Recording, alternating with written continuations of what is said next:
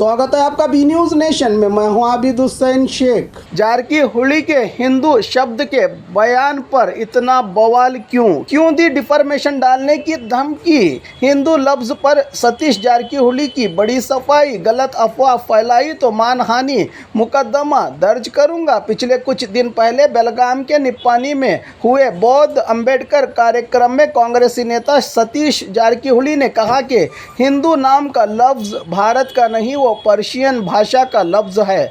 Persian भाषा में हिंदू नाम के इस शब्द का अलग ही मतलब होता है। इस पर इनका ये बयान सोशल मीडिया पर खूब वायरल हुआ तो विरोध भी देखा गया। अपने बयान पर सफाई देते हुए सतीश जारकीहोली ने कहा कि हिंदू का मतलब जीवन को किस तरह जीना है, इसकी पुष्टि पूर्व पीएम अटल बिहारी वाजपेयी और सुप्रीम कोर्ट ने भी की थी। मेरा उद्देश्य किसी भी धर्म के भावनाओं को ठेस पहुंचाना नहीं। मेरे भाषण को पूरी तरह से देखकर अगर गलत लगा तो चर्चा के लिए मैं तैयार हूं। मेरे इस बयान को तोड़ मरोड़ कर दिखाकर गलत अफवाह फैलाई जा रही है। मीडिया में मानहानि मुकदमा दर्ज करूंगा। कुछ मीडिया मेरे बयान को यूक्रेन रशिया के युद्ध की तरह दर्शा रहे हैं। हिंदू धर्म पर उंगली उठे तो विशेष स्थान, हिंदू कार्यकर्ता की हत्या हुई तो विशेष स्थान, वहीं दलित पर हमला और हत्या हुई तो कोई खबर नहीं दिखाई जाती। मीडिया में समाज के भलाई के लिए मीडिया में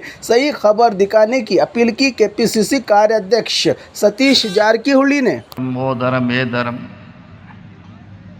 हिंदू शब्द कहाँ से आ गया है? ये हमारा है? पर्शियन का है। पर्शियन का है ईरान, इराक, कजाकिस्तान, उज्बेकिस्तान। फिर भारत का उधर का क्या संबंध है? फिर आपका कैसा होगा ये हिंदू? चर्चा होना चाहिए। अभी व्हाट्सएप में विकिपीडिया में देखो पर्शियन कहाँ से आ गया शब्द, आपका नहीं है। फिर आपको इतने उसको ऊपर बिठा के क्यों आप जा रहे हैं? आपका नहीं है वो शब्द। फिर उसका मीनिंग आपको समझ में आ गया तो आपके अब शर्म आ जाएंगे। हिंदू का जो मीनिंग है वो बहुत गंदी है। ये तो मैंने कह रहा हूँ, स्वामी जी ने क्या बोला ना। ನಮಸ್ಕಾರ ಎಲ್ಲರಿಗೂ. ನಿನ್ನೆ ದಿವಸ ನಿಪ್ಪಾಣಿಯಲ್ಲಿ ಜರುಗಿದಂಥ ಮಾನವ ಬಂಧುತ್ವ ವೇದಿಕೆ ಒಂದು ಕಾರ್ಯಕ್ರಮದಲ್ಲಿ ಒಂದು ಶಬ್ದದ ವಿಷಯದ ಮೇಲೆ ಇವತ್ತು ಇಡೀ ರಾಷ್ಟ್ರ ಮತ್ತು ರಾಜ್ಯದ ಎಲ್ಲ ಮಾಧ್ಯಮಗಳಲ್ಲಿ ಚರ್ಚೆ ಆಗ್ತಾ ಇದೆ. ಅದ್ರ ಬಗ್ಗೆ ವಿಮರ್ಶೆ ಆಗ್ತಾ ಇದೆ, ಟೀಕೆಗಳಾಗ್ತದೆ, ಟಿಪ್ಪಣಿಗಳಾಗ್ತದೆ. ಸೊ ಅದ್ರ ಬಗ್ಗೆ ಒಂದು ಸ್ಪಷ್ಟೀಕರಣ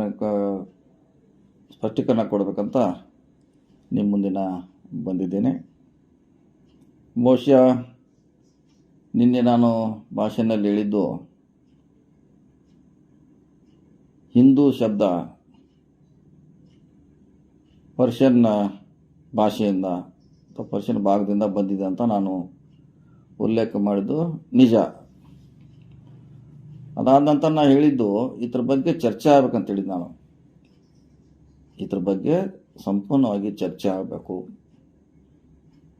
ಮತ್ತು ಹಿಂದೂ ಶಬ್ದದ ಬಗ್ಗೆ ಕೆಲವು ನಿಂದನೆ ಮಾಡುವಂಥ ಸಾಕಷ್ಟು ಶಬ್ದಗಳು ಕೂಡ ದಾಖಲೆಗಳು ಸಿಗ್ತಾವೆ. ಅದ್ರ ಬಗ್ಗೆ ನಾನು ಕೋಟ್ ಮಾಡಿ ಹೇಳಿದೆ ಹೊರತಾಗಿ ಅದು ಸತೀಶ್ ಜಾರಕಿಹೊಳಿ ಅವರ ಮಾತಲ್ಲ.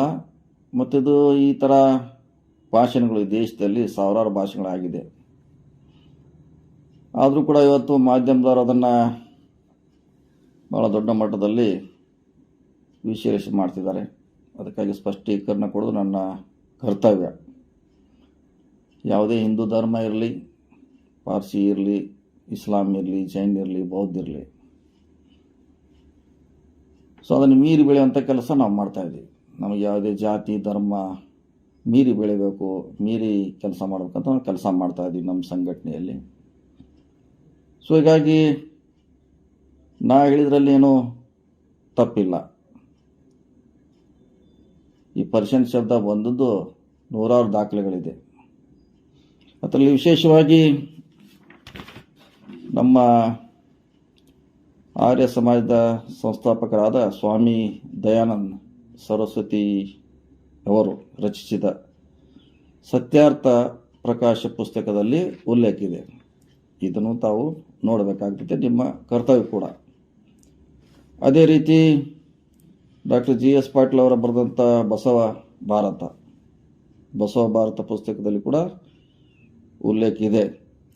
ಜೊತೆಗೆ ಬಾಲಗಂಗಾಧರ ತಿಲಕ್ ಅವರ ಕೇಸರಿ ಪತ್ರಿಕೆಯಲ್ಲಿ ಕೂಡ ಉಲ್ಲೇಖ ಇದೆ. ಇದು ಕೇವಲ 3-4 ನಾನು ಉದಾಹರಣೆ ಹೇಳ್ತೀನಿ. ಇನ್ನೂ ನೂರಾರು ಸಾವಿರಾರು ಪತ್ರಿಕೆಗಳು, ಲೇಖನಗಳು ಕೂಡ ನಿಮಗೆ ವಿಕಿಪೀಡಿಯಾದಲ್ಲಿ, ವೆಬ್ಸೈಟ್ನಲ್ಲಿ ಸಾಕಷ್ಟು ಅವೈಲೇಬಲ್ ಆಗ್ತೈತೆ. ಅದನ್ನು ದಯವಿಟ್ಟು ತಾವು ತೆರೆದು ನೋಡಬೇಕು.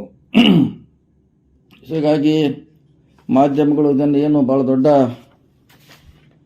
ಉಕ್ರೇನ್ ರಷ್ಯಾ ಯುದ್ಧ ಮಾದರಿಯಲ್ಲಿ ಅಥವಾ ಎಲ್ಲೋ ಒಂದು ಸರ್ಜಿಕಲ್ ಸ್ಟ್ರೈಕ್ ಮಾದರಿಯಲ್ಲಿ ಇವತ್ತು ವಿಶ್ಲೇಷಣೆ ಮಾಡ್ತಾ ಇರೋದು ಭಾಳ ಒಂಥರ ಇದನ್ನು ಇದೇ ನಿಮ್ಮ ಸಮಯನ ಬೇರೆದು ಕೊಟ್ಟರೆ ಭಾಳ ಇನ್ನೂ ಏನು ಪ್ರಗತಿ ಆಗ್ಬೋದಿತ್ತು. ಹಿಂದೆ ನಾವು ಈ ರಾಜ್ಯದಲ್ಲಿ ಸಾಕಷ್ಟು ನೋಡಿದ್ದೀವಿ. ನಾವು DK ರವಿ ಅವರ ಹತ್ಯೆ ಆದಾಗ ಯಾವ ರೀತಿ ಮಾಧ್ಯಮಗಳು ಒಂದು ತಿಂಗಳವರೆಗೆ ಬಹುಶಃ ಇಡೀ ರಾಜ್ಯದ ಮನೆ ಮಾತಾಯಿತು. ಅದೇ ರೀತಿ DSP ಗಣಪತಿ ಅವರ ಆತ್ಮಹತ್ಯೆ ಪ್ರಕರಣದಲ್ಲಿ ಯಾವ ರೀತಿ ನೀವು ಕೊಲೆ ಅಂತ ಬಿಂಬಿಸ್ಲಿಕ್ಕೆ ಹೋದ್ರಿ. ವಿನಾಯಕ್ ಬಾಳೆಗ ಅವರ ಹತ್ಯೆ ಪ್ರಕರಣ ಇರ್ಬೋದು, ಹರ್ಷ ಶಿವಮೊಗ್ಗ ಇರ್ಬೋದು, ಪರೇಶ್ ಮೆಸ್ತಾ ಬಗ್ಗೆ ಇಡೀ ಕೋಸ್ಟಲ್ ಏರಿಯಾ ಹೊತ್ತಿ ಊರಿಗೆ ಹೋಯಿತು. ಯಾವ ರೀತಿ ತಾವು ಪ್ರೊಜೆಕ್ಷನ್ ಕೊಟ್ರಿ. ಸೊ ದಯವಿಟ್ಟು ವಿನಂತಿ, ನೈಜವಾದ ಸುದ್ದಿಯನ್ನು ತೋರಿಸಲಿಕ್ಕೆ ತಾವು ಪ್ರಯತ್ನ ಮಾಡಿ. ಅನವಶ್ಯಕ್ಕೆ ಹಿಂದೂ ಧರ್ಮ ವಿಷಯ ಬಂದಾಗ ಇಷ್ಟು ಒಯ್ಯಬೇಕು ಅನ್ನೋದು ಸರಿಯಲ್ಲ. ಈ ದೇಶದಲ್ಲಿ ಹಿಂದೂಗಳ ಕಾರ್ಯಕರ್ತರ ಕೊಲೆ ಆದರೆ ಅದಕ್ಕೆ ವಿಶೇಷವಾದ ಸ್ಥಾನಮಾನ, ದಲಿತರು ಯಾರು ತೀರ್ಕೊಂಡ್ರೆ ಅದಕ್ಕೆ ಯಾವುದೇ ಸ್ಥಾನಮಾನ ಇಲ್ಲ. ಸೊ ನಿಲ್ಲಬೇಕು. ನಿಜವಾದ ಸುದ್ದಿ ತಾವು ಹೋಗ್ಬೇಕಂತ ವಿನಂತಿಯನ್ನು ಮಾಡ್ಕೊಳ್ತಾ ಇದ್ದೀನಿ. ಮತ್ತು ಹಿಂದೂ ಧರ್ಮದ ಬಗ್ಗೆ ಅಟಲ್ ಬಿಹಾರಿ ವಾಜಪೇಯಿ ಅವರ ಭಾಷಣ ಒಂದ್ಸಲ ನೀವು ಕೇಳಬೇಕು. ಅಟಲ್ ಬಿಹಾರಿ ವಾಜಪೇಯಿ ಅವರ ಹಿಂದೂ ಅಂದರೆ ಅದೊಂದು ವೇ ಆಫ್ ಲೈಫ್, ನಮ್ಮ ಬಾಳ್ವೆ. ಅವರು ಹೇಳಿದರೆ ಅದನ್ನು ಸುಪ್ರೀಂ ಕೋರ್ಟ್ ಕೂಡ ತನ್ನ ಜಡ್ಜ್ಮೆಂಟಲ್ಲಿ ಕೂಡ ಹೇಳಿದೆ. ಸೊ ಹೀಗಾಗಿ ನಾನೇನು ಸತೀಶ್ ಜಾರಕಿಹೊಳಿ ಅವರು ಯಾರಿಗೆ ಅವಮಾನ ಮಾಡಬೇಕು, ನನಗೆಲ್ಲ ಧರ್ಮಗಳು ಅಷ್ಟೇ. ನಾವು ಯಾವುದೋ ಧರ್ಮಗಳನ್ನು, ಜಾತಿಗಳನ್ನು ನಂಬದೇ ಇರುವಂಥ ಒಬ್ಬ ವ್ಯಕ್ತಿ ನಾನು. ನಿಮ್ಮ ಧರ್ಮ ಇರ್ಬೋದು, ಬೇರೆ ಇರ್ಬೋದು, ಯಾವುದೇ ಜಾತಿ ಧರ್ಮ ಅನ್ನೋದು ಭಾಳ ದೂರ ಇದ್ದಂಥ ವ್ಯಕ್ತಿ ನನಗೆ. ಅದಕ್ಕಾಗಿ ಈ ರೀತಿ ನಮ್ಮ ಮೇಲೆ ತಾವು ಒಂದೇನು ಭಾಳ ದೊಡ್ಡ ಅಪರಾಧ ಮಾಡಿದಂಗೆ ನೀವು ಬಿಂಬಿಸ್ಲಿಕ್ಕೆ ಹೋಗಬೇಡಿ ದಯವಿಟ್ಟು. ಇನ್ನೊಂದು ಸಾರಿ ನನ್ನ ಭಾಷಣವನ್ನು 10 ಸಲ ಕೇಳಿ ನಿಮ್ಮ ಚರ್ಚೆ ಏನೀಗ ತಾವು ಮಾಡ್ತಾಯಿದ್ರಿ, ವಿದ್ವಾಂಸರನ್ನ ಕರೆಸಿ ಅದ್ರ ಬಗ್ಗೆ ಚರ್ಚೆ ಮಾಡ್ತಾಯಿದ್ರಿ, ಯಾರಿಗೋ ಲಾಭ ಆಗಬೇಕಂತ. ಖಂಡಿತವಾಗಿ ಅದು ಲಾಭ ಆಗೋದಿಲ್ಲ. ಸೊ ಒಂದು ವೇಳೆ ನಮ್ಮ ಕಡೆಯಿಂದ ನಿಮಗೇನು ನಮ್ಮ TVಯಲ್ಲಿ ರಿವೈಂಡ್ ಮಾಡಿ ನೋಡಿ ತಪ್ಪಿದರೆ ನೀವು ಮುಂದುವರಿಸಿ ಚರ್ಚೆ. ಇಲ್ಲ ಅಂದರೆ ಅದರಲ್ಲಿ ನಮ್ಮದೇನು ಪಾತ್ರ ಏನಂದ್ರೆ ಅಲ್ಲೇ ಮುಗಿಸಿ. ಒಂದು ವೇಳೆ ತಾವು ಹಾಗೆ ಅದನ್ನು ಮುಂದುವರಿಸಿದ್ದಾರೆ, ನಾವು ಕೂಡ ಮಾನಹಾನಿ ಕಟ್ಟಲೆ ಅಥವಾ ಕಾನೂನು ಕ್ರಮವನ್ನು ತೆಗೆದುಕೊಳ್ಳಬೇಕಾಗ್ತೈತೆ. ಯಾಕಂದ್ರೆ ನಾನು ಯಾವುದೇ ಧರ್ಮಕ್ಕೆ, ಭಾಷೆಗೆ ಅವಮಾನ ಮಾಡಿದಂತೆ ಪ್ರಶ್ನೆ ಇಲ್ಲ. ನಾನು ಅದು ಪದ ಪರಿಚಯನ್ನು ಸಾಕಷ್ಟು ಸಾರಿ ನೋಡಿದ್ದೀನಿ. ನಾನು 30 ವರ್ಷದಿಂದ ಇದೇ ಕೆಲಸ ಮಾಡ್ತೀನಿ. ನಾನು ಭಾಳಷ್ಟು ಇತಿಹಾಸಗಳನ್ನು ನೋಡ್ತಾ ಇರ್ತೀನಿ ನಾನು. ಹೀಗಾಗಿ ನನ್ನ ಗಮನಕ್ಕಿತ್ತದು.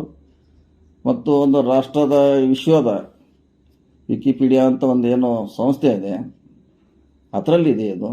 ನಾನು ಸತೀಶ್ ಜಾರಕಿಹೊಳಿ ಹೇಳಿದಂಥ ಮಾತೇನಲ್ಲ. ಅದಕ್ಕೆ ಅದ್ರ ಬಗ್ಗೆ ಚರ್ಚೆ ಆಗಬೇಕಂತ ಹೇಳಿದ್ದೆ ಅಷ್ಟೇ ನಾನು. ನೀವು ಅದನ್ನು ಎಲ್ಲೆಲ್ಲೋ ಕಲ್ಪನೆ ಕೊಡ್ತಾ ಇದ್ದೀರಾ.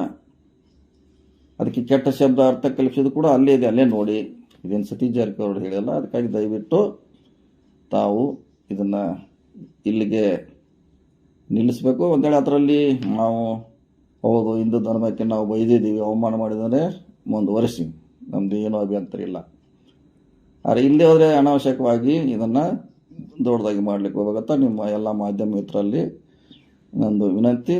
ಮತ್ತು ಸಾರ್ವಜನಿಕ ಕೂಡ ನಾನು ಯಾವುದೇ ಜಾತಿಗೆ ಧರ್ಮಕ್ಕೆ ಸೀಮಿತವಾಗಿಲ್ಲ, ಆ ರೀತಿ ನಾನು ಕೆಲಸ ಮಾಡ್ತಾ ಇದ್ದೀನಿ. ದಯವಿಟ್ಟು ಸಾರ್ವಜನಿಕ ಕೂಡ ಇದನ್ನು ಗಮನಿಸಬೇಕು, ಯಾವ ರೀತಿ ನಡೀತಾ ಇದೆ ನಮ್ಮ ವಿರುದ್ಧ ಒಂದು ವಿರೋಧವಾಗಿರುವಂಥ ಒಂದು ಪಿತೂರಿ ಯಾವ ರೀತಿ ನಡೀತಾ ಇದೆ ಕೂಡ ಸಾರ್ವಜನಿಕ ಕೂಡ ಇಲ್ಲಿ ಗಮನಿಸಬೇಕಂತ ತಮ್ಮಲ್ಲಿ ವಿನಂತಿಯನ್ನು ಮಾಡಿಕೊಳ್ತಾ, ಸಾಕಷ್ಟು ದಾಖಲೆಯನ್ನು ಕೂಡ ಇದರ ಜೊತೆಗೆ ನಾವು ಕೊಡ್ತಾ ಇದ್ದೀವಿ. ತಾವು ದಯವಿಟ್ಟು ಆ ಕಡೆ ಒಂದು ಸಾರಿ ಗಮನ ಹರಿಸ್ಬೇಕಂತ ನಿಮ್ಮಲ್ಲಿ. और खबरों के लिए देखते रहिए B news nation. Blue ruby specialist in 1 and 2 gram gold plated jewellery, American diamond, antique art jewellery अब आपके शहर में Ram Mandir road Bijapur. 1 gram gold shop है हमारी। यहाँ पे हर चीज मिलेगी आपको, लॉन्ग नेकलेसेस पकड़ के शॉर्ट्स, सभी हेड टू टो आपको सभी लेडीज आइटम मिलेंगी, जेंट्स आइटम भी मिलेगा, एडी, एंटी और ऑक्सीडाइज सभी चीजें मिलेंगी। क्वालिटी एकदम A1 है, एज इट इज गोल्ड के जैसा दिखता है। आप हमारे शॉप पे एक बार विजिट करिए, देखिए, आपको सेटिस्फेक्शन मिलेगा। Thank you.